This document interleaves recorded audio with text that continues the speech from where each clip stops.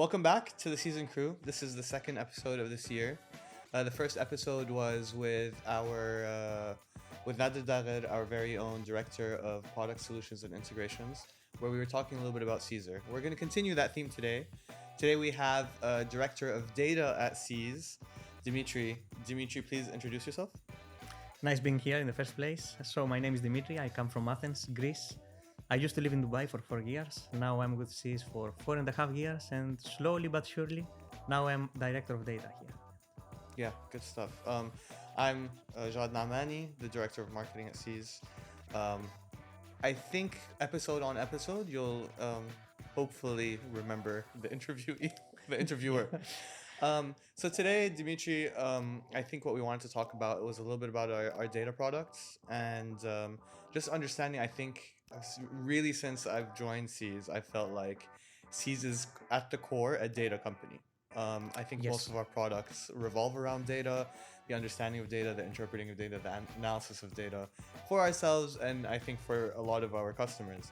So can you give us maybe a little bit of a brief background of like your history with Seez and what you've been working on? Yes. So as I used to say, Seez is a tech startup that happens to work in the automotive industry. So we have a lot of products that are actually can be tailored to other industries as well. But let me be more specific. For example, we have recommendation engines. We have car price prediction models for used cars. We also have Seezar, as you probably know by now, which is our generative AI chatbot. And other products that are mostly on the pre-processing data side, like Automapper. It's an engine that tries to map every data source into a common format, a common nomenclature, which will serve us in two ways. First of all, it's something that we can sell. And second of all, which is more important because we designed it this way, not about selling, but for internal use, is to have a lot of data before even training a machine learning model. Because we need this vast amount of data to be accurate and statistically significant. I agree. I think the big challenges that we have here in 2025, I think there's a plethora, so much data available to so many companies, but making sure that it is in a format that is usable.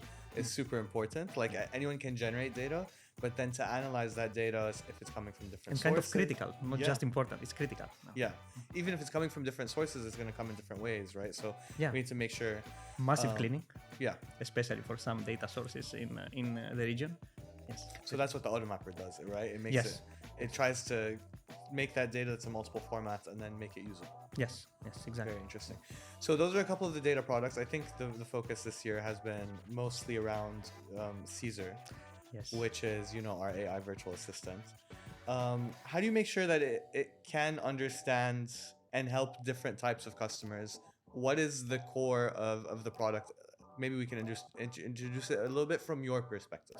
Yes, actually, as time goes by, I'm used now to the business perspective of Seezar as well, not only the data perspective. But what I can say is we don't want to replace, dealers or people who work in dealerships, right? But we want to empower them in many ways. And Seezar does exactly that.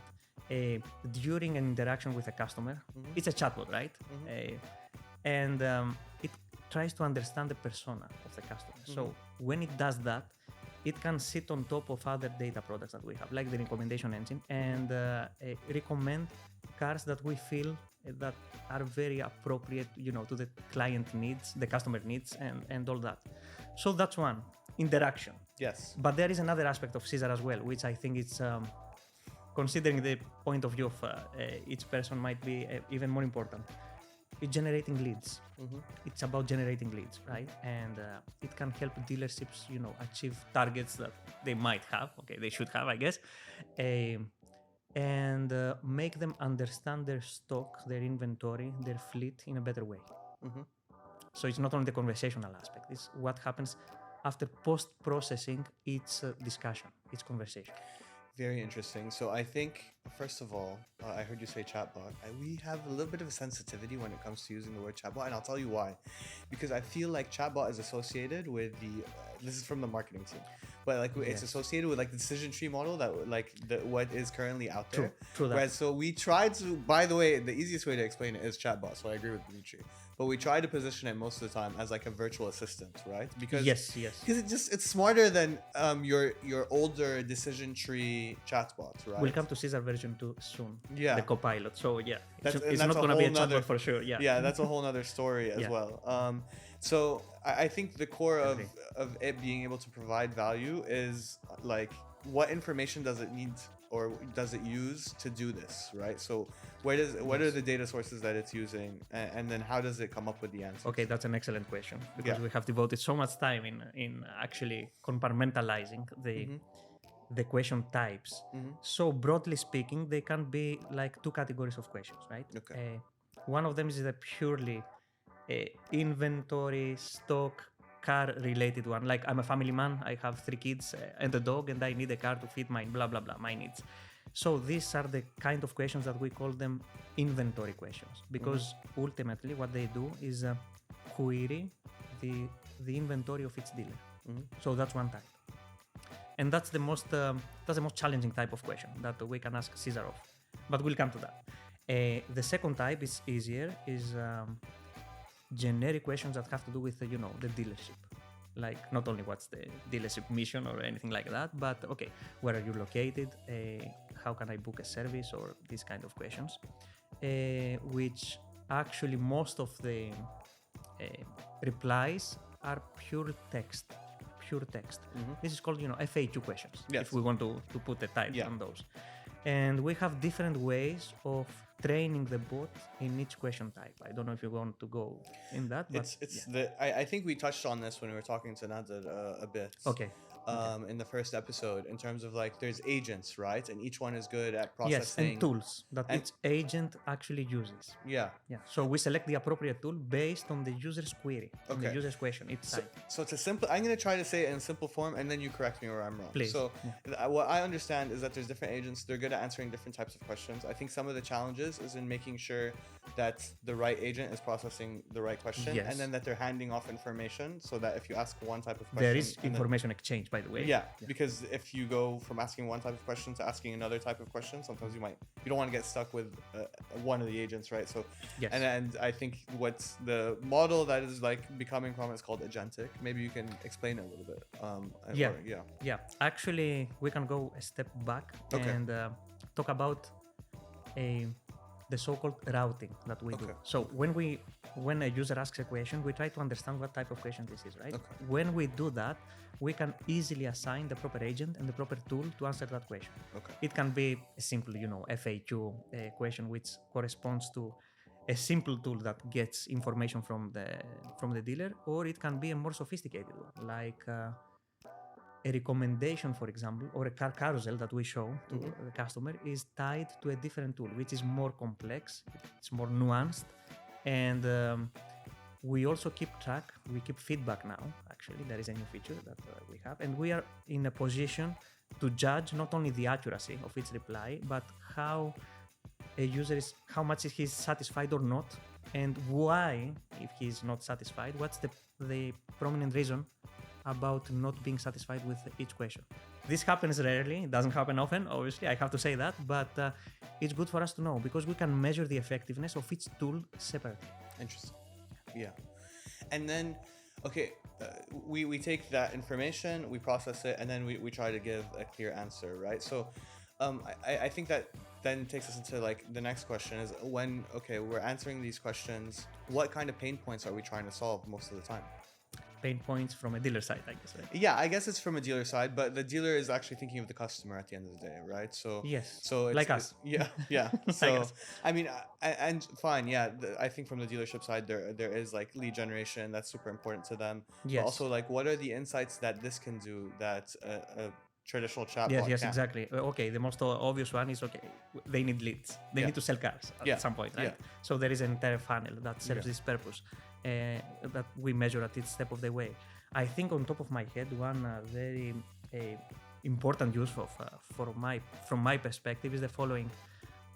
We can prioritize stock, different cars in the stock based on different metrics, if you want to say. For example, if a car is in stock for like 3 to 4 months and dealer wants to to sell it faster than another one, because obviously he wants to keep, mostly newer cars or at least used cars in his inventory. We can prioritize that. We can prioritize specific brands as well. We can prompt the bot very effectively in doing that. The customer is unaware, obviously, but it's not a bad thing necessarily, right? Because at the end of the day, what we want to do is tailor each car that it's not appropriate, but fits better into a customer's need. How do we define customer needs, right? We create personas. Okay. When a customer starts interacting with the bot, we can summarize the conversation history, and we can get the most obvious, points in the discussion, like the word cloud. And we have an idea about what's more fitting and appropriate for this customer. So yes. Beyond that, we do some internal prioritization based on dealers' instructions, but it is what it is. Okay, and then sometimes, there's evolving needs for the customers. Sometimes those change. Sometimes there's market changes. How does Seezar keep up with those changes? How does it know that, maybe there are new offers, etc.? So can you give us a little bit of insight? Yeah, that's also an excellent question. Yeah. Yes, so if you remember, if you recall, we have two types of questions, right? Yeah. So one of them has to do with the stock. Yeah. If a change happens, a car has been sold, or a new car has been inserted into the inventory, we know. We get some kind of notification in a data perspective, and we immediately train the bot when changes happen. So that's one. Sometimes training the bot can be expensive. Okay, it depends on the inventory size, the number of tokens, and there is a whole technical jargon behind that. But the idea is that we become immediately aware when a change happens. Okay. Because we don't want to give outdated information into the customer, right? That's gonna be, a very bad UX. Yeah. So that's one. When a new offer actually takes place during Ramadan, for example, the dealer's web page changes as well to reflect this offer. We can do something for free, which is from a data perspective, I mean free, which is we can get information from the website of the dealer several times a day. When we detect a change, because we always save what's going on in the dealer's text and FAQ part of the website, when we detect a change, we retrain the bot again. Okay. To make sure that we didn't miss this kind of information. Even if the dealer didn't tell us anything, we are aware. So that's the idea. We do that several times a day for free, kind of. Training is not for free. That's why we want to optimize this. We only retrain the bots when information changes. I think one of the challenges that we've discussed internally as a team sometimes is that at the end of the day, it needs to be trained. It needs to have access to this information. There's sometimes people who think like it just knows. It doesn't just know. You have to give it a data source, right? Exactly. You have to be able. I think that's where we add a lot of value, because we've developed it in a way where it can acquire new data, where it can learn. I think that is important for any chatbot, right? For it to have value, it needs to be constantly updated. Virtual assistant. Virtual assistant. Thank you very much. Okay. There is one more hidden information here. Yeah, tell me. When it comes to inventory related questions, which are mostly quantitative in nature, numerical in nature, we add some information that is not in the dealer's website, like the so-called car attractiveness. We assign a score in each car, which we believe, and we have A/B tested that, by the way, makes the car more. The probability of selling the car becomes higher. And also there is some information which is really, really important here, is the residual value of the car. So actually Seezar can reply in the following question. Okay, I'm a family man, I have 3 kids, etc. I'd like the top 3 SUVs that are mostly that they will depreciate less in 2 years from now. Yeah. Seezar is a virtual assistant that can actually reply in this question. Because it sits on top of our other data products. 100%. What I want to say is the following. If this information changes, like we're gonna re-update, RVs, residual values, right? Seezar is aware of this as well. It doesn't mean that only inventory has to change in order to update and retrain the bot. It updates even when we change this information. We talk a lot about car attractiveness. I feel like at the company we are very familiar because we've been working with this product for years. But maybe you can explain car attractiveness. You were saying we did some A/B testing to prove it, but maybe just give like a small snippet on what that actually is. I think we should. Yes. So it's a score that it's proportional to the probability that the car will sell. Okay. It's how fast the car will sell. Okay. Okay. So very high score means the car will sell quickly. Very low Yes. score means the car probably will take very long. Yes. If it even sells, right? So Yeah, unless we can do something about that as well, yeah, right? right. Okay, Yeah, that's 100%. another use of attractiveness score. Yes, but the idea is simple actually, although the statistics and the math involved is not that much. But the idea is simple. We get the user interaction, we get each user's interaction with cars, and we create, we know which car has been clicked the most, which car has been favorited the most, or hot clicks, which means clicks in a short time period. How many times this specific make model variant combination, that's how we define a car, has been added to cart. Okay. So each factor has a different weight. Okay. And when we add all these things together, we get a score, a normalized score, obviously, right? From 0 to 100. And we assign this score to a car. We have A/B tested that, which means we know when a car has been sold, what's the score that was assigned. And indeed, we've seen that cars with higher score are selling faster. Just for reference, we're talking about used cars. Used cars, yes, used cars. Because every used car is a little bit different. So although we can extend this description to new cars as well. To new cars as well, but I think new cars in terms of like an inventory, you want to sell all of them, right? But you have different audiences for each one, so so like they're attractive to the right audience. So you need to just make sure. Yes. I don't want to get into the details there, but like if it depends on the audience that you're getting. But I have to say something now. Yeah, you gave me okay. Actually, we assign group of users to groups of cars. Yeah. We do recommendation engines in different ways. One of them is the so-called collaborative filtering, as we say, data jargon, is what Netflix and Amazon are using, where there is a rating for each car, which the score can be translated into a rating. So I do this kind of transformation. And we assign group of users to group of cars. Actually, this solves a very important problem that usually recommendation engines have to solve. It's the so-called cold start problem. If a user just enters, the website or starts interacting with the website, we don't have any past data from this guy, right? So we have to have an idea about what cars we usually want to recommend to these guys. And this approach serves us really well when it comes to that. So we can even solve this problem. Obviously, when a user interacts a lot with a website and clicks on specific brands or specific body types or in specific price category, we immediately know what we want to recommend. Exactly. And so that sits on top of Seezar. Another thing that you're saying sits on top of Seezar is residual value. Should we give a quick intro on what residual? Again, we're very familiar. We both work in the product. Yes, with a bunch of regional and global players, but in terms of maybe explaining what residual value is, right? So yes, my personal opinion, I can start with this one. I think that we're very experienced when it comes to assigning a residual value to a car. We have plenty of clients. We get feedback from clients. But what is it? And we refine our models to calculate the residual value. What is a residual value? You get a car as new, right? Yes. The moment you open the door and get into the car, you immediately lose value of the car. Okay. So that's a residual value. What is the price of the car at a specific time? Okay. A specific point in time after you got it. After the car was new, a price changes. You can even plot it. We know that the residual value changes in time. It almost always depreciates. It's not always the case because some market events might happen. Some, flooding or a sudden influx of a specific car type, or a facelift.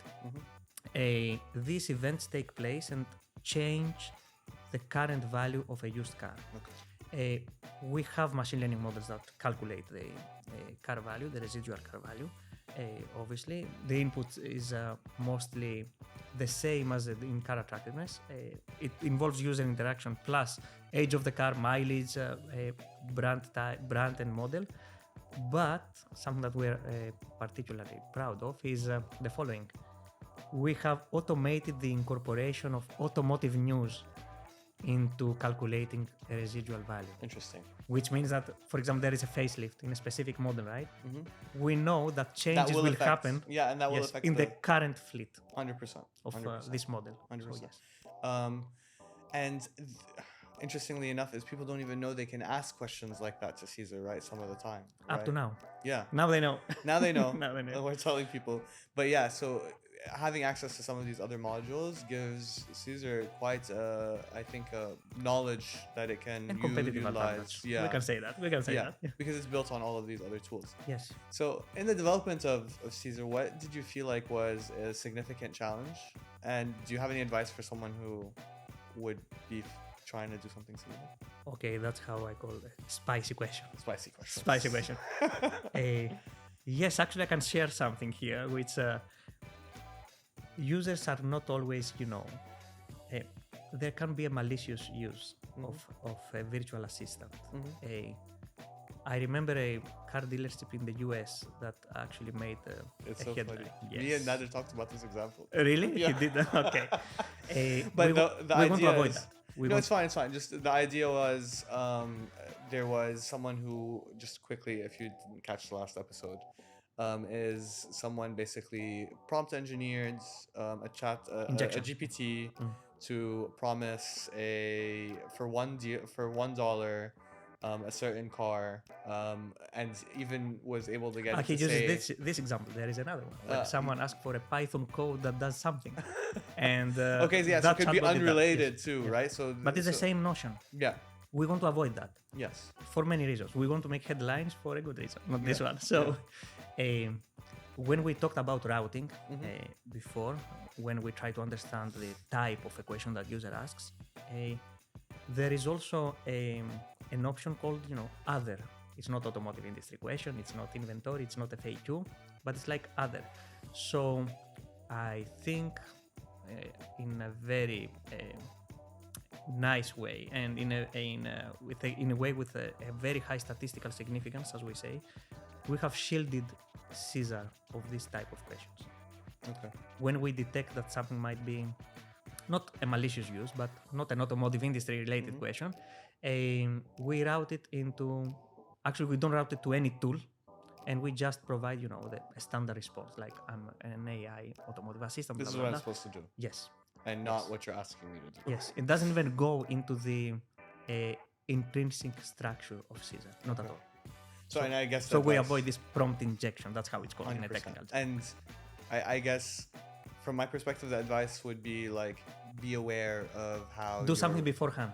Right. Yeah, that's the advice. And be aware of what could happen so that you can as well, like, preemptively classify question types. That's my advice. Okay. For someone who's it solves a lot of problems. Yes, 100%. Very interesting. So I think, we're talking a lot about how it's beneficial. How do we measure that? Like, how do we measure how beneficial the product is? Do we have certain KPIs? That's $1 million question for my past month. Yeah, I think yes. I think I get asked this question all the time too. Yeah, for more information and on stuff like that. But yeah, how have we been doing it so far? I think we can divide it in two parts at least. First of all, we get feedback, right? We have, the usual thumbs up, thumbs down. When it's thumbs down, we provide some alternatives. So user doesn't have to type, free text and explain why. We have some standard responses like, is it inaccuracy? Is the bot slow? Or is it something else? So that's one. It's feedback. So we can measure how valuable or how, I don't know how you want to put it. What's how helpful the bot was in a quantitative way. That's one. So that's value, right? It brings some value to the dealer as well, because if you try to do that in different question types or even in different questions themselves, for example, it can reply maybe better in an SUV related question than a sedan question. Just I'm imagining things now, but this might happen, right? Yeah. This means that we can tailor the experience in a better way, or even we can let the dealer know that, you get so many SUV type questions. So increase, your stock number when it comes to SUVs. Basically, some of the stuff you're saying is like, okay, provide numbers on a question type. We post-process everything. Yeah. We even have now machine learning models that do sentiment analysis. We know if the user was satisfied or not, even if he didn't provide feedback, because we can post-process the entire discussion, right? Okay. So that's one. And we also can classify the discussion into topics. Okay. Topics are not written in stone. We started with 8 possible topics. We increased that to a 2-digit number. Then we dropped to 7. But I want to say that it's a dynamic process. It's not like written in stone, right? Which means that we can even tell the dealer and to ourselves as well which topic of discussion was more popular. Okay. We know how many times, for example, a service request was made, Okay. or how many times where is your dealership located question was made, right? And I think that's of super value to the dealers. So it's understanding the questions that are being asked. I think, there's so many ways those insights can be useful in terms of understanding what inventory you should be stocking, in terms of, how do we even make sure that we're answering these questions as best as possible? Maybe someone's asking a lot about, service location, which means it might be like not readily available publicly, so you can derive a lot of insights from post-processing. 100%. That's a major part of what we do right now, actually. And I Since think we have the volume. We have the volume now. We definitely have the volume. I think, not to self-praise, but I think it's a 3-digit number. We have many customers. We have many customers. And across many time zones, by the way, and the which makes it more challenging. are 4 digits, I think, at this point. Hopefully onwards and upwards. So I think as director of data, how do you balance the sophisticated data analytics side with understanding, I think, customers and dealerships and business needs? How do you find that balance? First of all, we should make it simpler for them, right? Yes. So regardless of how complex this the approach that we follow in Seezar and any data product, actually, it's not about Seezar per se. This question, what we should give to a client should be something that it's easily, digestible. It's not like we're gonna do the entire work for him, but I strongly believe that we bring value when we communicate insights in a simple way. I have many examples on top of my head, but let's use something that is not Seezar related. Let's use car attractiveness. Okay. A car might be attractive, right? Yeah. But a car might not be that attractive. Yeah. So there are things that we can do. One of them is related to your department. Yeah. You can actually put the advertisements of this car, and we actually know from our mathematical fitting and functions and all that machinery that we use how much clicks should be elevated in this car to make it X% more attractive. So what I'm understanding is how you're balancing that is by understanding business needs and how to provide business insights from a data perspective, right? Yes. Because I think part of your job is just looking at understanding, formulas and looking at the data side and mapping data. Obviously, and there's that side of it, and then balancing it with the business aspects of it. I think because this might be a little bit sophisticated. You have to find a common ground of where those insights are. And there are so many things that we can do. Okay. That's what I'm trying to say from a data perspective, but also. You are a director of data, right? I'm director of data, which means that at some point it's not only looking at code, do stuff, and try to blah blah blah. It's about serving the business needs as well of a client, and I try to have my team now think in similar terms. It's not only about designing a product; it's about what problem we're trying to solve, or maybe plural, what kind of problems we're trying to solve, and how we can help dealers stay with us for an extensive amount of time by providing something, right? What's this something? It's insights, how you can improve your business, you can optimize your stock, your inventory, how you're gonna get more clients, and how, in the end of the day, sell more cars. So we should have this in mind when we code. 100%. I think always approaching it from the angle of what problem are we solving, and then let's build a solution for Otherwise, that. we just code for the sake of it. Yeah. I like it. I'm not saying I'm not, right? I mean, some people I think get caught up in this is super cool, but then they dive too deep there in terms of and they lose perspective. And they lose perspective, right? So the perspective is what problems are we solving and how are we developing a product around that? Yes.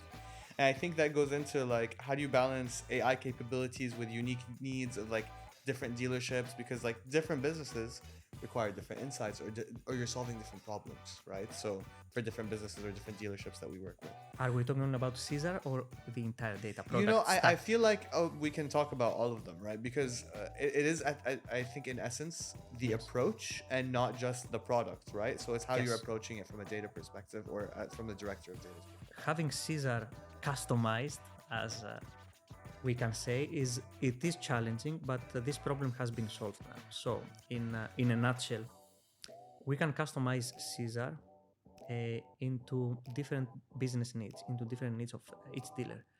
There is a dashboard that we have created. It's not about that. So there is some kind of customization that a dealer can do. But the thing is that we have explored and actually implemented techniques like each dealer can instruct the bot in a different way. Okay. He can either tell us, okay, do A, B, C, Yeah. or he can instruct himself.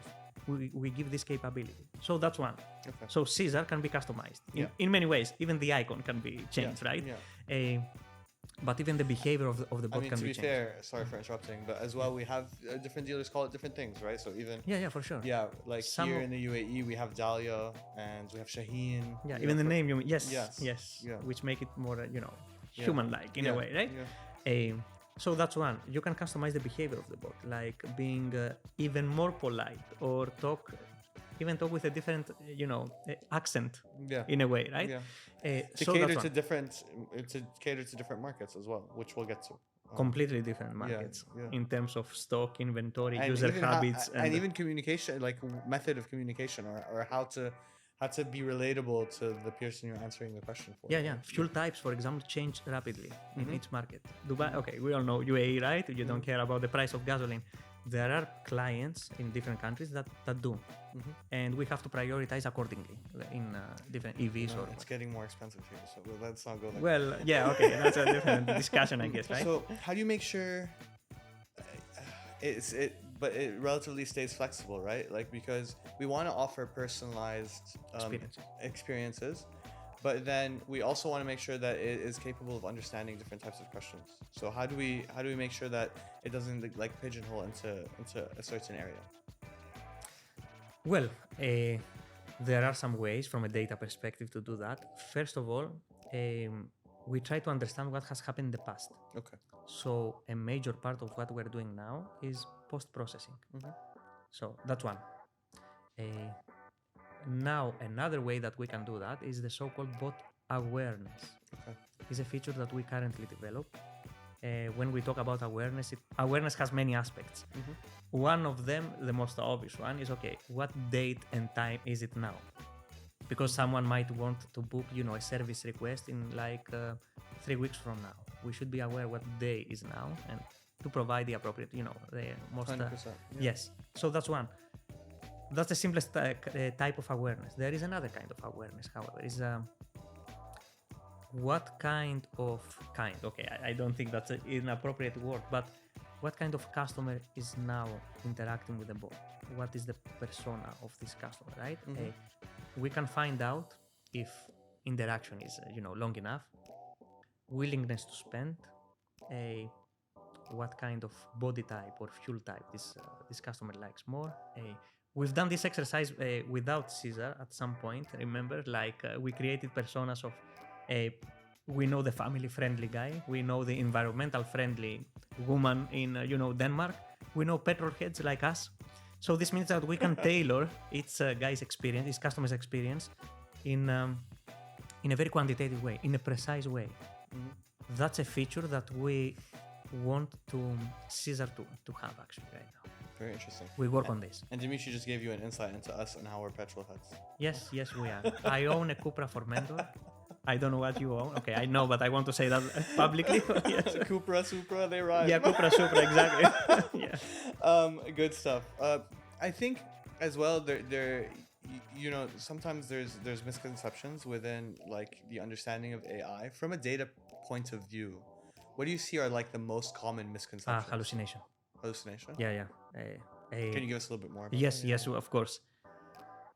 Simple chatbots rely on a very complex decision tree, right? Okay, you ask A, you get a response B, etc. Generative AI does not work like that. we won't get into the the transformers and all these things. Attention is all you need for our tech guys over there. But what's generative AI and machine learning is statistics on steroids. Okay.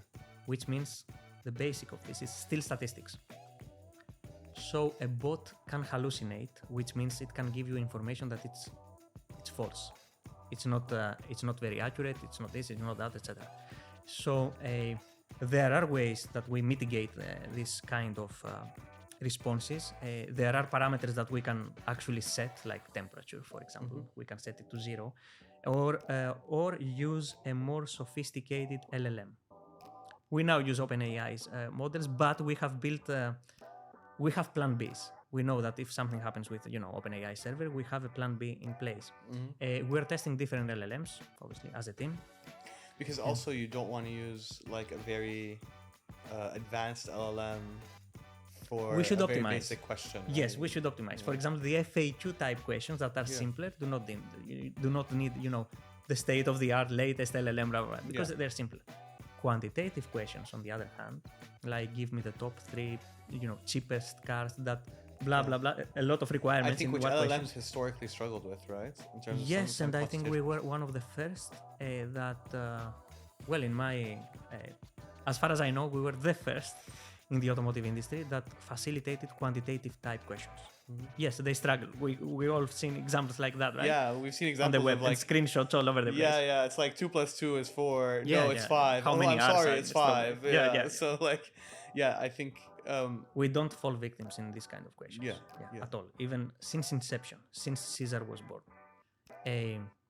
Because we follow specific processes, right? So that's one.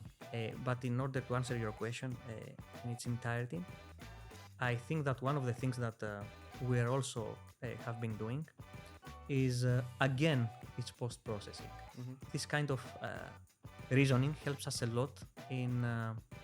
we know which tool, for example, is it the quantitative tool? Is the tool that searches the inventory? Is it the FAQ one? Is it something else? Is less accurate than a degree that we want it to be. And we can change that. We can do, we follow a very sophisticated approach, for example, when it comes to prompting. Prompting in English terms is like instructing the bot like you instruct a human being or a kid, a child, right? Do this when you are asked like that, blah, blah. And we have now a very sophisticated framework of optimizing our prompts. This helps a lot when it comes to hallucinations and not accurate replies or replies that can be, all over the place. This happens again very rarely. I have to emphasize that because we have done so much work. And I think that's where a lot of Seezar's value is, right? It's not just an out-of-the-box, you know what I mean? It's not like you're going to a generic GPT or LLM No, it's and not. asking it a question, Not at all. right? Not at all. So the value comes from all of these different places. Is there any other places you feel like we've put significant work just broadly that you feel add value that make it very different than an out-of-the-box? Concerning Seezar, you mean? Yes. Yes. One of the things that we did since inception is not scaling per se, because obviously you want your bot to scale, 100%. But it's building an agnostic approach when it comes to what LLM you're gonna use. We're not tied to a specific bot provider, to a specific API, if you want. We have built an abstract approach. And right now, what the team is doing is building an abstract approach when it comes to prompting as well. Not only about, can you use Anthropic Claude, you can use OpenAI's APIs, or Llama, or something built in-house. Like you can train a bot, you can fine-tune a bot now. You have the capability to do so. And that future-proofs it. Yes. Yeah. And it helps in sure. terms of security, and it helps in terms of making sure, like, if there are issues, you can switch, etc. Yeah. So in one word, the answer to your question is abstraction. We have abstracted everything now. We can change the bot type seamlessly. Okay.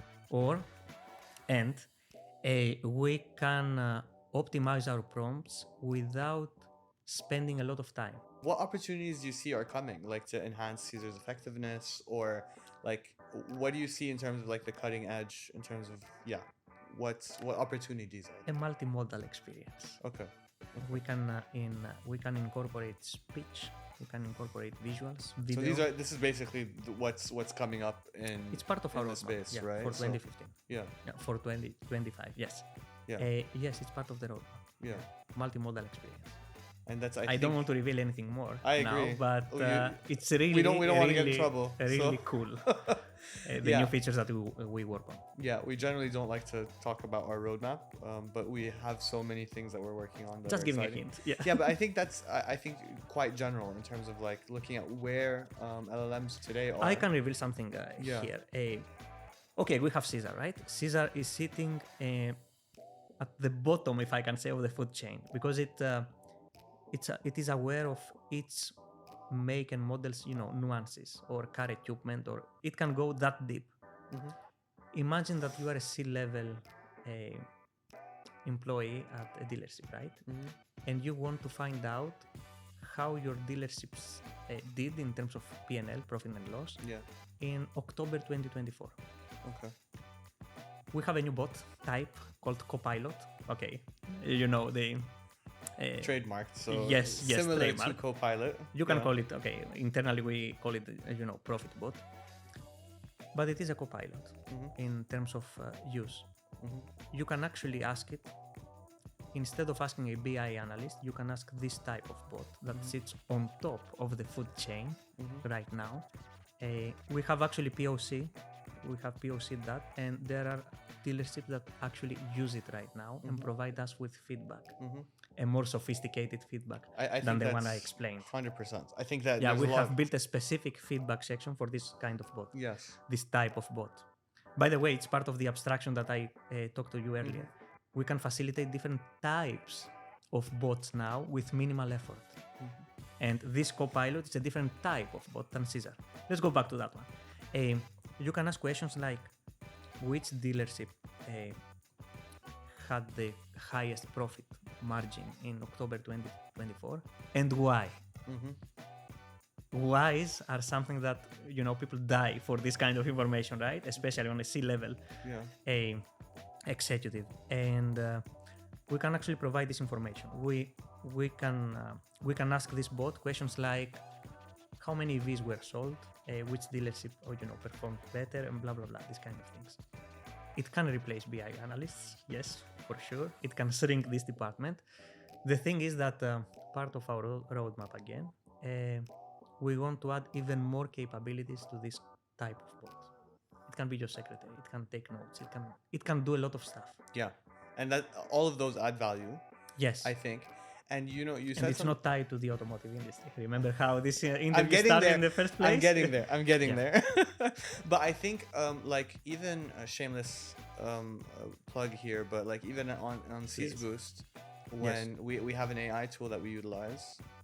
Yeah, I know. Yeah, I know. And it's very interesting because it gives you the answer, and so you then have an easier time understanding the insights.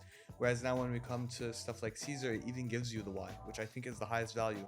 Instead of you hypothesizing what the why is and then trying to find the right answer, which is the usual, process of like, oh, I have this insight, or I think this is the right insight. It might even be the wrong insight, but this is the right insight, and therefore I need to act in this way.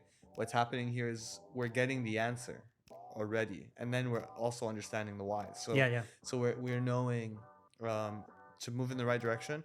And then all we need to do really is make sure that the data sources that are feeding this processing are as accurate as possible, right? So that it can get to the right answer. There is an actual question and an answer that we got from that Copilot bot that actually blew my mind. I got a screenshot out of this. It was like, I'm the CEO of dealership ABC.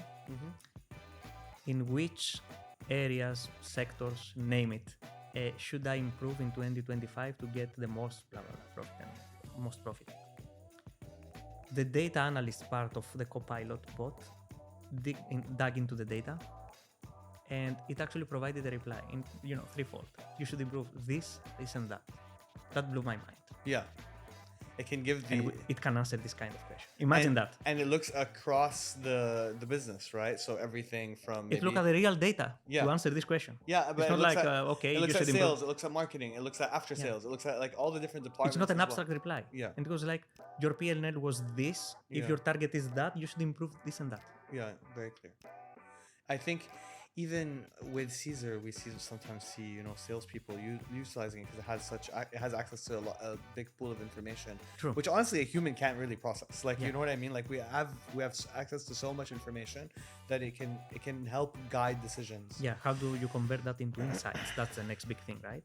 Yeah, and I think just your opinion on a question I think that's being asked quite frequently these days is, and I have a certain position which I can get to, but do you see? It's not what's happening in the US, right? It's No. We're talking about AI. We're talking about AI. Again, it's related, by the way.